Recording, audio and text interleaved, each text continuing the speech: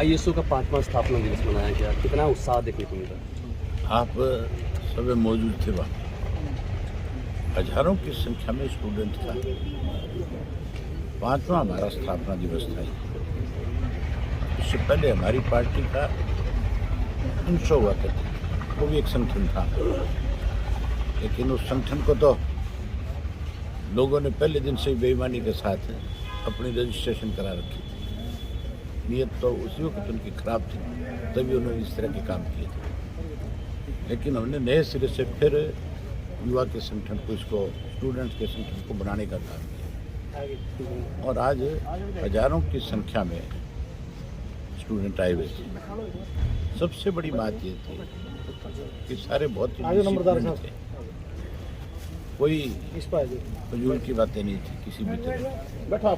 बहुत उत्साह के साथ सबने सबको सुना, और हमने भी अपने उन स्टूडेंट साथियों को बाकायदा तौर पर भाषण देने के बजाय आज उनसे खुल करके बातचीत करी कि हमने भविष्य में आपके लिए क्या करना है, वो उनको बताया।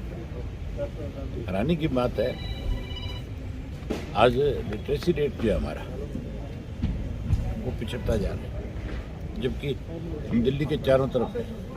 हमारा लिटरेसी रेट जो है बहुत हाई होना चाहिए था। हमारा 75% है, केरला का 93% है। कारण उसका एक ही है कि वहाँ पे हर सब डिवीज़न के ऊपर यूनिवर्सिटी है या यूनिवर्सिटी लेवल के कॉलेज बने हुए हैं। वहाँ पे इंजीनियरिंग कॉलेज है, मेडिकल कॉलेज है, वहाँ पे IIT है, हर तरह के कॉलेज वहाँ पे, हर तरह की एजुकेशन हम बच्चों को दी जाती है।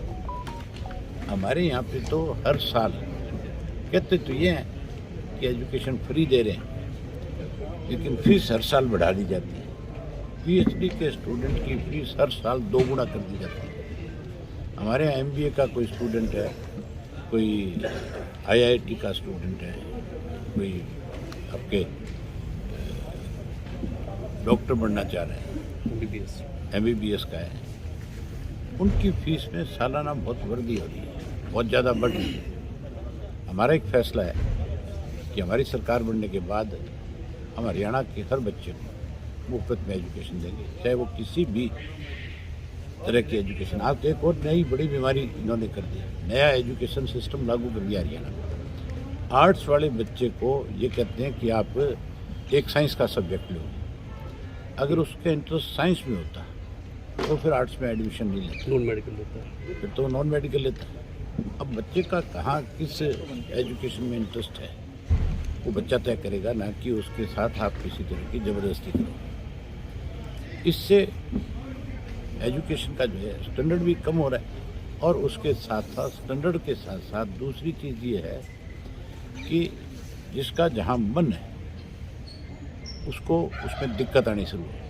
एक ये जो सेमेस्टर सिस्टम लागू कर दिया, इससे भी बच्चों में बहुत बड़ी दिक्कत है। ना तो वो प्लेग्राउंड में जा सकते, ना वो और दूसरी एक्टिविटीज़ में हिस्सा ले सकते। उसको तो सारे साल इसी बात की चिंता रहती है कि इस सेमेस्टर के एग्ज़ाम दिए, 2 महीने के बाद फिर उसने एग्ज़ाम देने, वो तो किताब का कीड़ा बन करके रह गया। जबकि ये उम्र उसकी जो है हर फील्ड में आगे बढ़ने की है, चाहे वो स्पोर्ट्स के अंदर है, चाहे और दूसरी एक्टिविटीज़ है, कोई हर एक्टिविटीज़ में उसको बढ़ने का मौका मिलना चाहिए।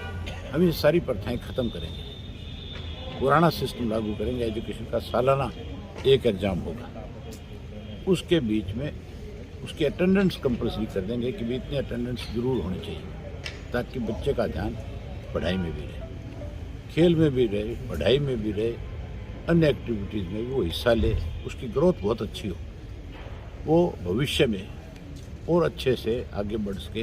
ये सारी चीज़ें हम तय करेंगे। इलेक्शन में किस तरह की युवाओं की भूमिका रहने वाली है?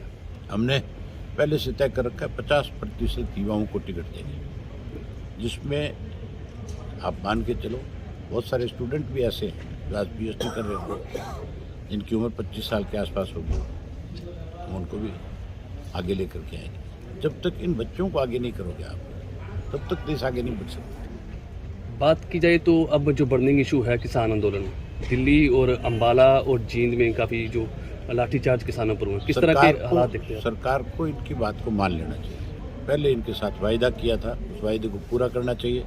आज ये मान के चलो कि उनको आप रोजाना उकसाओ मत, रोजाना उनको इस तरह से घर बार छोड़ करके आंदोलन करने पे मजबूर मत करो, ये बहुत महंगा पड़ेगा सरकार को। लाठीचार्ज किया है किसानों पर, और क्या दबाने की कोशिश करते हैं, मतलब पहले वादा करते हैं, फिर वायदा खिलाफी करते हैं, और फिर लाठी और डंडे के जोर से आंसू गैस के गोले छोड़ करके, बुलेट्स मार करके उस आंदोलन को कुचलने की कोशिश करते हैं। और जब ज़्यादा बड़ा नुकसान हो जाता है फिर रातों रात उनके साथ मीटिंगें करते हैं, और रातों रात फिर उनको विश्वास दिलवाते हैं, आश्वासन देते हैं, फिर उस आंदोलन को समाप्त करते हैं। मतलब हर वक्त किसान को मारने की सोच रखती है सरकार। किसानों पर राजनीति करती सरकार कर ही रही है, इससे बड़ी राजनीति और क्या होगी कि पहले उनको उकसाया जाता है, फिर पीटा जाता है, फिर मारा जाता है, फिर उनके साथ समझौते किए जाते हैं। देवीलाल जी को त्याग की मूर्ति कहा गया था, किसानों का मसीहा कहा गया था, उसी के आधार पर ही आपने भी अपनी कुर्सी से त्याग दिया था। अब एक बार फिर से किसान आंदोलन चल रहा है, इस पर क्या रहेगा? अभी आंदोलन तो शुरुआत है, मुझे लगता नहीं कि लंबा खींचेगा। सरकार को बात माननी पड़ेगी क्योंकि इलेक्शन सर पे माननी पड़ेगी। अगर लंबा चला तो हमने तो पहले दिन से फैसला है, इंडियन नेशनल लोकदल पार्टी का एक कार्यकर्ता पहले भी किसान आंदोलन में सामाजिक कार्यकर्ता के रूप में काम करता था। अब की बार भी मैंने तो खुल करके प्रेस कॉन्फ्रेंस करके बात कही है कि एक कार्यकर्ता जो है इस आंदोलन का हिस्सा बने, क्योंकि वो भी किसान के घर में पैदा हुआ है, उससे भी अपने राइट्स हैं। अगर हम उनके लिए नहीं लड़ेंगे तो कौन लड़ेगा?